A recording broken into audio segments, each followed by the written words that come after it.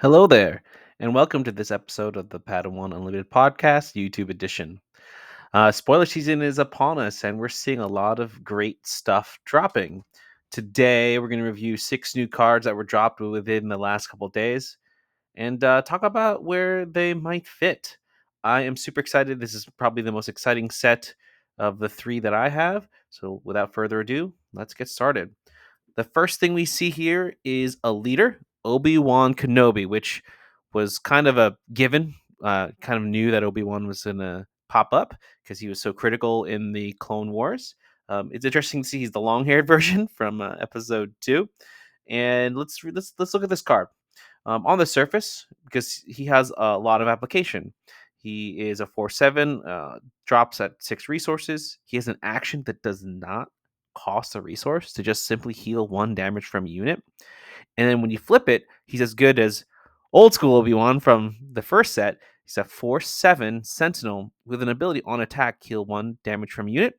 And if you do, he deal 1 damage to a different unit. And so see here that it doesn't necessarily say it has to be a leader. I'm sorry, a friendly or enemy unit. It's just any, which is I think very, very big.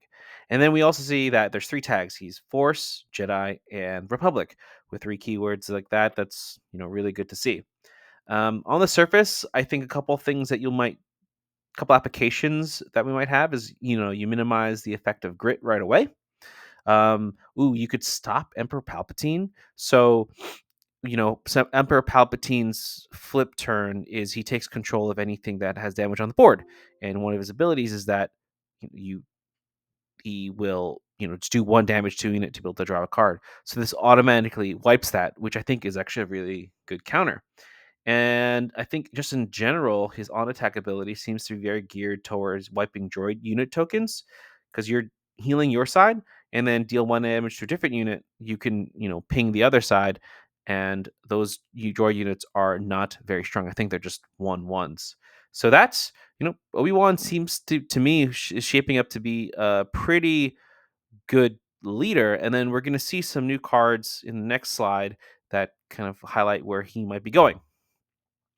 The first thing we'll have here is Obi-Wan's Aether Sprite ship. So 5 costs, 4/6. He has a when played and on attack ability. You may deal 1 damage to this unit and 2 damage to another space unit.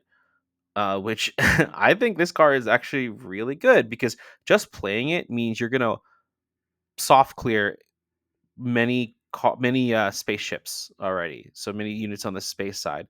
I think like Kylo's interceptor is like a 2 cost, for example. You're going to see the TIE bomber or X-wing for 1 or 2 health. There's a lot of things you're going to just immediately remove off the board. So unfortunately, it's not Sentinel, but four essentially becomes a 4/5. But then heals up to 4/6 anyway because you're probably going to use Obi-Wan's ability to, heal him, heal this card back up. And then if you think about the potential applications, this card puts Fet's Fire Spray, Bright Hope, those cards within striking range. And, you're going to be able to survive potentially with that because you get to heal back the next turn or even the same turn with Obi-Wan. So you're doing 5 damage, you're doing 6 damage just by playing it, which, is really big. The second card here is Royal Guard Attaché, and when played, you deal 2 damage to it. I'm not necessarily enthused about this card, but essentially, it's a 2/3 2 drop that if you are reactive, let's say you don't have initiative, you get becomes a 2/4, and the next turn becomes 2/5, which I think is really beefy card on the board. That's going to take a lot to kill, especially if you start upgrading it, for example. I'm going to see how this plays out with the rest of the cards in the set. I'm sure there's a reason why it's being shown as one of the first cards to be revealed. We'll see. But the third card here, Hello There, is something that I'm super excited for because it's a 3 cost and it's a cheap, almost removal. It's pretty much a removal because you just choose a unit that entered play this phase and it gets -4 health, -4 damage for or attack for this phase.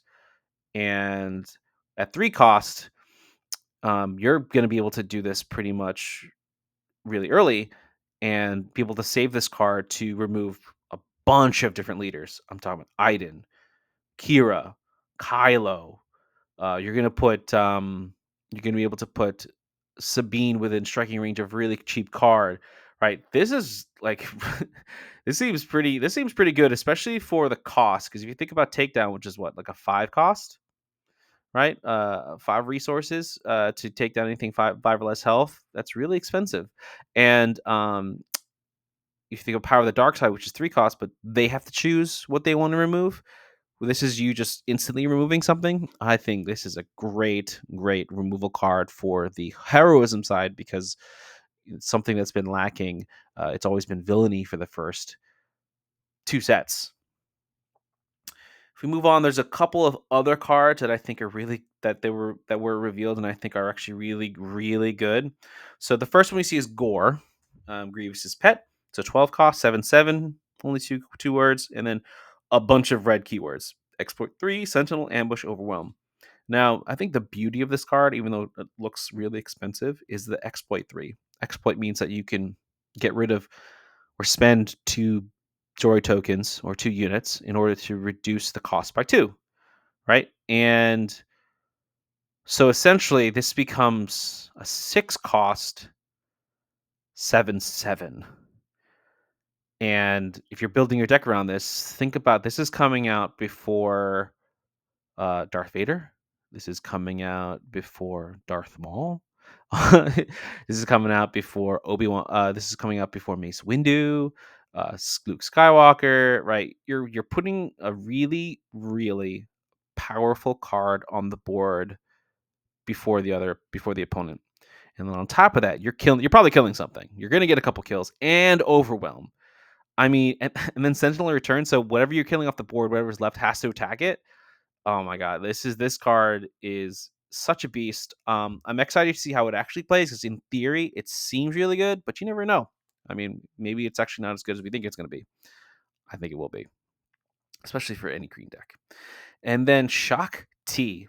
So 4 cost, command heroism, 3/4. And you see you see 3 tags. So Force, Jedi Republic, good to see. Its ability: each friendly token unit gets +1, and then on attack, create a clone trooper token. So even though Shock T is generally a little weaker in terms of just the health and attack power, the ability is freaking amazing. You have to think about the implications of this because each friendly token unit gets +1, and these clone troopers are already 2/2.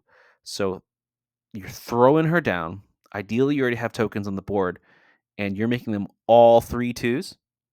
And on top of that, if you can attack, you're creating another clone trooper token. So you're just keep adding more 3/2 to the board. She is gonna be an amazing card in set 3. I'm excited to see it because we already see a lot of cards out there, throwing out tokens. So this means that also, it's harder to take these cards down which means that you're gonna be able to use coordinate abilities. I mean, wait until we see more of the cards. We're gonna see what happens, but for now, I think she's also going to be really, really powerful.